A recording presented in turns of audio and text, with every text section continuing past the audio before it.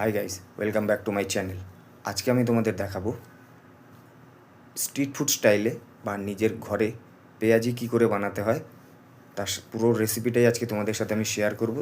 তার সাথে সাথে পেঁয়াজ জুলিয়ান কাটিং করে নিয়েছি এবং তার সাথে অ্যাড করে দিয়েছি বেসন পাউডার এবং কর্নফ্লোর পাউডার।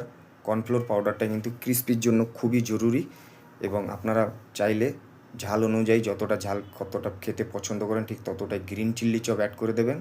তার সাথে অ্যাড করব কোরিয়ান্ডার লিভস চপ ইয়ানি কি ধনেপাতা চপ এবং তার সাথে সাথে অ্যাড করব বেকিং সোডা, যেটা আছে অপশনাল, যেটা তোমাদের কাছে যদি নাও থাকে তোমরা খাওয়ার সোডাও ব্যবহার করতে পারো। এবং লাস্ট আমি অপশনে ইউজ করব পেরি পেরি পাউডার, যেটা অপশনাল, সেটা তোমাদের কাছে যদি না থাকে তোমরা রেড চিল্লি পাউডার বা কাশ্মীরি চিল্লি পাউডার ইউজ করতে পারো একটু কালারের জন্য। এটা দিলে কী হয়, কালারটা একদম লাল হবে। এবং সাথে সাথে মিক্স করে নেব। তো গাইজ, একটা জিনিস আমি তোমাদের বলতে চাই, এতে কিন্তু নুন আমি মিক্স করিনি। আমি আগে থেকেই নুনের মধ্যে পেঁয়াজের মধ্যে আগে থেকেই নুন দিয়ে নিংড়ে সেই পেঁয়াজের জলটা বার করে নিয়েছিলাম, তাই আমি এটা মিক্স করার সময় বিন্দুমাত্র লবণ ব্যবহার করিনি। তোমরা স্বাদ অনুসারে লবণটা ব্যবহার করে নেবে। এইভাবে মিক্স করার পরে হালকা মিডিয়াম অয়েলে এটাকে ফ্রাই করে নিতে হবে।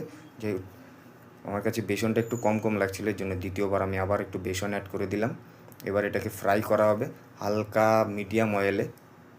বেশি হিট অয়েলে ফ্রাই করতে গেলে এটা কী হবে, ওপর থেকে কালো হয়ে যাবে কিন্তু ভেতরে কাঁচা থেকে যাবে, সেই ক্রিস্পি ভাবটা কিন্তু আসবে না। ঠিক এইভাবেই তোমরা কালারটা দেখতে পাচ্ছ, গোল্ডেন কালার, সোনালি গোল্ডেন কালার একটু ফ্রাই হবে, কালার করে নেবে। তার সাথে একটু টমেটো কেচাপ দিয়ে আমি করে দিয়েছি প্লেটিং এবং তার উপর থেকে টেস্টের জন্য দিয়েছি চাট মশলা। তোমাদের কাছে যদি না থাকে সাথে তোমরা উপর থেকে বিট নুনও দিতে পারো এবং নিজে বাড়িতে খাইয়ে দেখবে কেমন হয়েছে, অবশ্যই কমেন্ট করে জানাবে। আর যারা ইউটিউব চ্যানেল থেকে দেখছো অবশ্যই সাবস্ক্রাইব করে বেল আইকনটা প্রেস করে